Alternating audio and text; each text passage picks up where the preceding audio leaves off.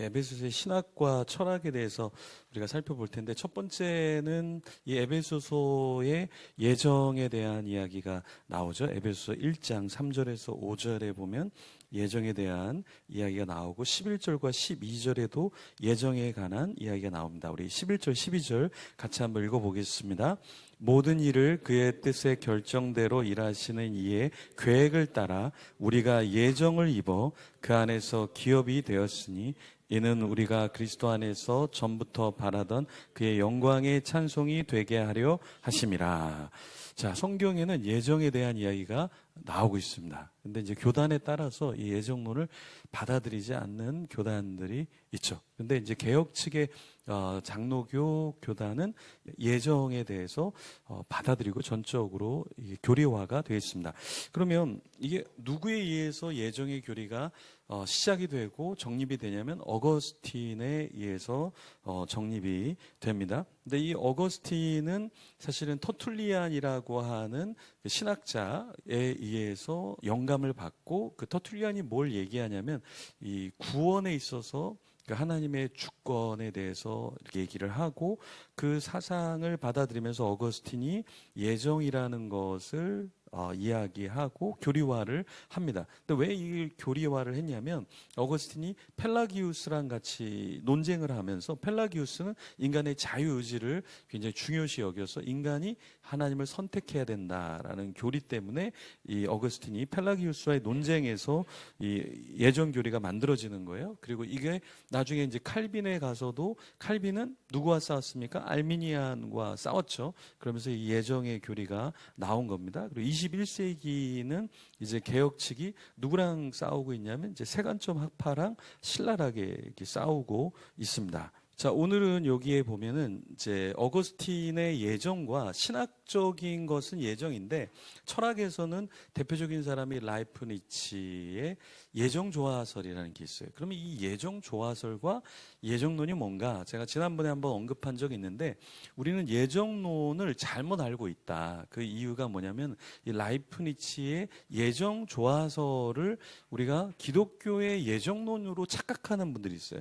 그 라이프니츠의 예정조화설의 중심은 뭐냐면, 라이프니츠는 인간의 자유의지, 이게 어떻게 역할을 할 것인가라고 했을 때, 신종론과도 사실은 연관이 있는데, 예정론과 신종론에서는 하나님은 선하시고 인간의 자유의지로 잘못 인간이 행했기 때문에 심판이 있는 거예요. 그래서 악이 들어와 있는 거예요. 이렇게 엘빈 플랜티카도 이렇게 신종론을 잘 푸는데, 이 신종론을 이제 철학적인 개념에서 풀려고 한 사람이 누구냐면 라이프니츠예요. 라이프니츠는 어떻게 풀었냐면, 인간의 자유의지가 신적인 하나님의 전체적인 그림의 조화를 이룬다, 이렇게 풀었던 거예요. 근데 이 이전에, 라이프니츠 이전에는 신종론을 굉장히 철학적으로 풀기가 어려웠는데, 라이프니츠는 그렇게 해서 하나님의 구원의 절대성, 그리고 인간의 자유의지는 여전히 신과 조화를 이룬다라고 이렇게 설정을 했던 거예요. 그래서 신종론이라는 것도 굉장히 어려운 내용인데, 사실은 근데 라이프니츠의 예정 조화설은 어떤 거냐면, 하나님의 절대성을 인정하면서 라이프니츠가 잘못 철학적으로 신학적으로 푼 건 뭐냐면, 인간이 신이 결정한 대로 따라간다라는 느낌, 그래서 로봇과 같은 뭔가가 있다, 그래서 결정론자적으로 풀어버린 게 있어요. 그래서 이렇게 받아들이면 우리의 결혼도 다 예정되어 있는 거고, 직업도 다 예정되어 있는 거고, 오늘 우리가 도시락을 먹는 것도 다 예정이 되어 있는 거예요. 근데 그 어거스틴이 말한 예정론은 그런 게 아니에요. 예정론은 구원이 예정돼 있다라는 것이고, 나머지는 우리의 다 인간의 자유의지에 의해서 선택한 거잖아요. 이 노트북도 보십시오, 여러분. 예? 다 다르잖아요. 우리 지현우 선생님 겸손하게 너무 작아. 근데 교수님 거는 막 거대한 골리앗 노트북이야. 이거 다 뭐냐? 인간의 선택이다. 그래서 이 자유의지로 풀어야지, 이걸 하나님의 어떠한 섭리, 이 선택으로 풀면 안 된다라는 거예요. 그래서 에베소서를 여러분이 풀 때 이 예정을 구원의 예정으로 푸셔야지, 어떠한 잘못된 인간의 선택까지도 다 결정되어 있는 라이프니츠의 예정 조화설로 가서는 안 된다라는 것을 여러분이 잘 짚어주셔야 합니다. 자, 그럼 두 번째, 그리스도와의 교회의 연합에 대해서 이야기하고 있는데 그 연합에 대한 건 1장 21절부터 23절 또 2장의 19절부터 22절에는 이 그리스도와 교회의 연합에 대해서 이야기를 합니다. 그래서 사실은 에베소서는 예정론에 관련된 책이면서 교회론에 관련된 책이에요. 그래서 에베소서는 교회론을 정립할 때 굉장히 중요한 또 책이죠. 그래서 이 교회와 그리스도의 연합에 대해서 이야기한 신학자는 리처드 바우캄이 있고 톰 라이트가 있습니다.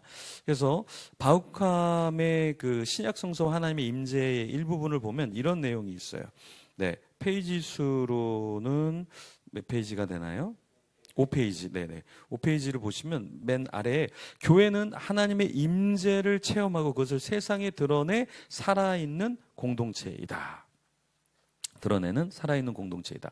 그리스도와의 연합은 단순한 상징적 의미를 넘어서며 구속사의 중심에 자리한다. 이렇게 리처드 바우캄이 얘기했는데 톰 라이트는 세간점 학파의 대가로 사실은 칭의, 구원도 그냥 법정적인 칭의가 아니라 이 톰 라이트는 교회론적인 칭의, 성교론적인 칭의, 사회론적인 칭의로 사실은 정의를 하는 신학자입니다. 그래서 톰 라이트는 그렇게 푸는데 하나님 나라와 십자가에서 톰 라이트 이렇게 얘기해요. 교회는 그리스도의 부활을 통해 새로운 생명을 얻게 된 자들의 공동체이며 이게 세간점학파에서 아주 중요한 이야기예요. 공동체이며 그 안에서 우리는 하나님의 나라가 성취되는 것을 목격한다. 이 성취의 개념도 세간점학파의 견해예요. 우리는 성취되어지는 그러니까 하나님이 구원하시는 역사인데 세간점에서는 인간의 역할 그리고 인간의 노력이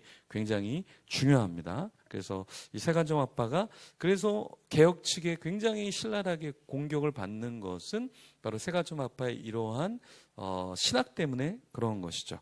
그리고 마리튼 부버 그 부보의 나와 너라는 책은 아주 유명하죠. 그래서 결혼 강의나 이런 데서도 나와 너 이건 굉장히 유명한데 사실은 이거는 인간적인 관계도 관계지만 그리스도와 교회의 연합에서도 이야기를 하는 부분인데요. 나와 너의 관계는 상호 의존적인 만남을 뜻하며 이 관계에서 우리는 타자와 진정한 연합을 이룰 수 있다. 이는 인간과 신의 관계에서도 동일하게 적용된다. 그래서 이 인간과 하나님과의 그 어떠한 만남 이것을 이야기하는데 좀 더 나아가서 이제 결혼이나 어떤 관계적인 특강을 할 때 이 마틴 부버의 나와 너가 많이 언급이 되고 있죠. 자, 그러면 그리스도와 교회의 연합에서 빠질 수 없는 신학자는 칼바르트다. 그죠?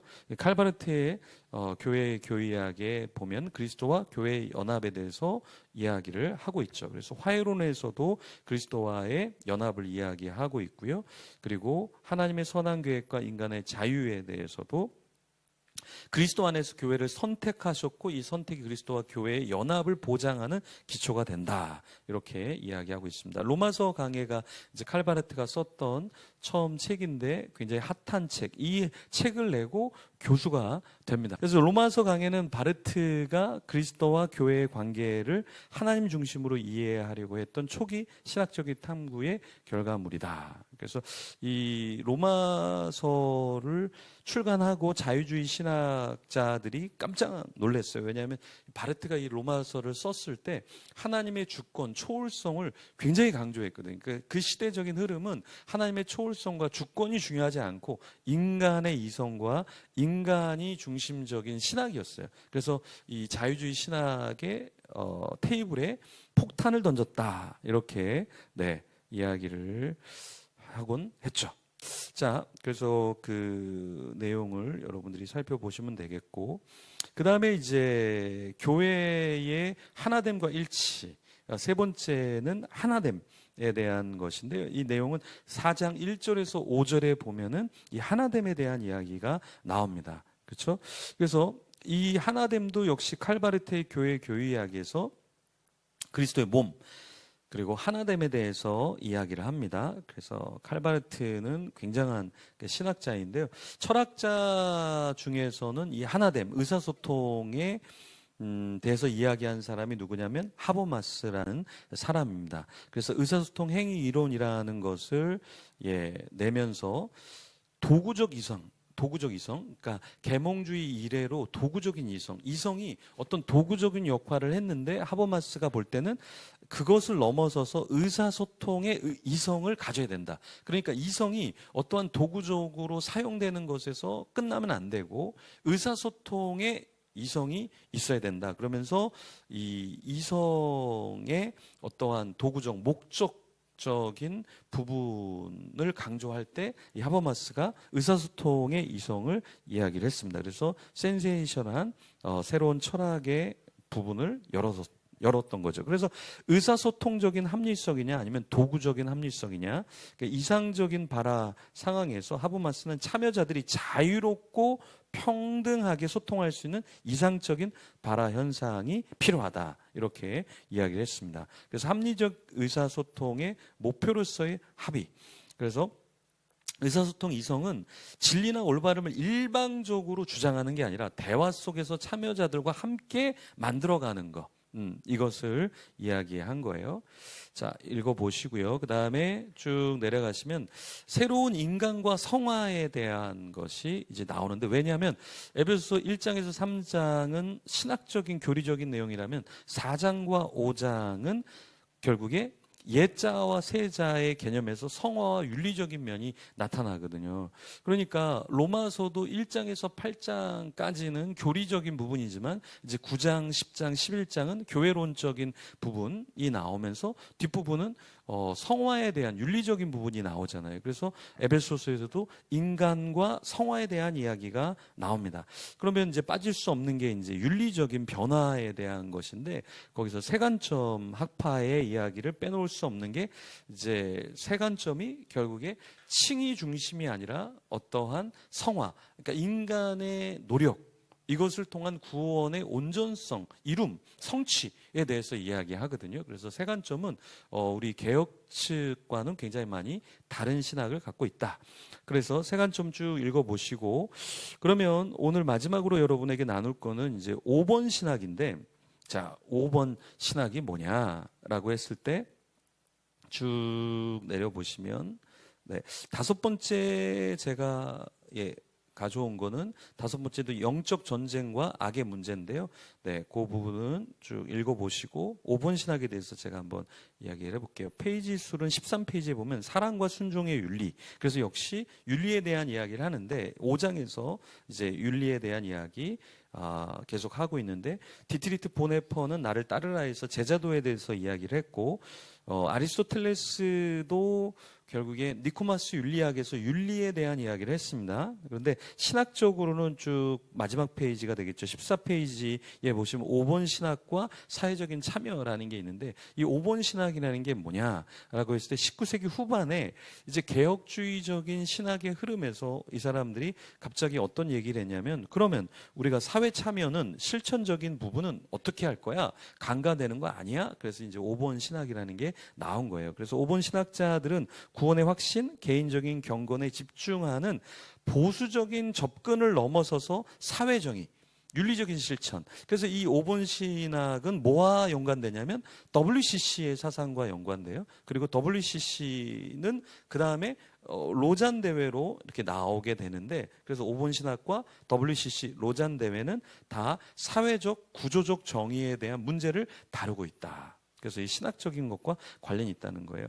그래서 5번 신학이 사회의 참여에 대해서 이야기를 했다면 WCC는 교회의 역할로서 정의와 평화를 이루어야 된다라는 이야기고, 로잔도 마찬가지 성교적인 면에서 이제는 개인 구원이 중요한 게 아니라 로잔도 뭘 얘기합니까? 어떠한 사회 참여와 사회 개혁, 사회의 돌봄, 이런 것들을 얘기하는데, 이런 것들이 다 신학적인 부분에서 흐름으로 흘러가고 있다라는 걸 여러분들이 보시면 돼요. 그래서 5번 신학이라는 것도 신학의 부분인데, 근데 5번 신학의 아쉬운 점은 이렇게 예수님의 동정녀 탄생이라든가 대속교리라든가 이 부활이 실제로 일어나지 않아도 그냥 뭐 괜찮은 거야, 약간 자유주의적인 색채가 있죠. 그러면서 어디로 넘어가냐면 사회 참여로 넘어간다. 그 사회 참여로 넘어가는 게 나쁜 건 아닌데, 이제 문제는 뭐냐면 사회 참여로 넘어가면서 전통적인 신학의 약화 그리고 자유주의적인 신학의 요소가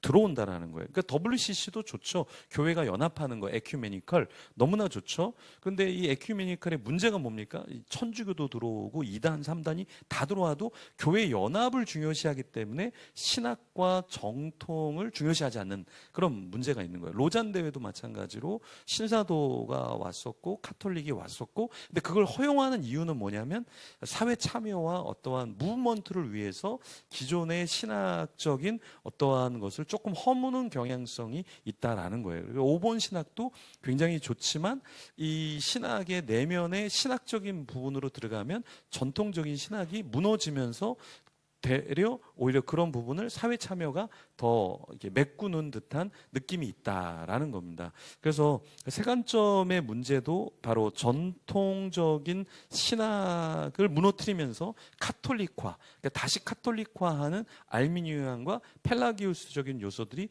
들어가 있다라는 거예요. 그래서 이 부분에 있어서는 좀 아쉬운 부분이다. 이거는 개혁 측의 모든 신학자들이 계속해서 지적하고 있는 부분이에요. 그래서 이렇게 지적하면 또 세관점에서 받아들여요. 너무 많이 지적을 하니까. 그래서 톰 나이트 같은 경우는 너네 법정적인 층이 나 인정해. 그래서 인정해주고 있어요. 예, 근데 개혁 측은 인정하는 듯한 인정이지만 진정한 인정은 아닌 것 같아. 이렇게 해서 신랄하게 계속해서 비판을 하고 있습니다. 그래서 어쨌든 신학은 개진되어지는 건데, 그래서 때로는 우리가 이제 잘못된 부분을 이야기해 주는 것도 필요하죠.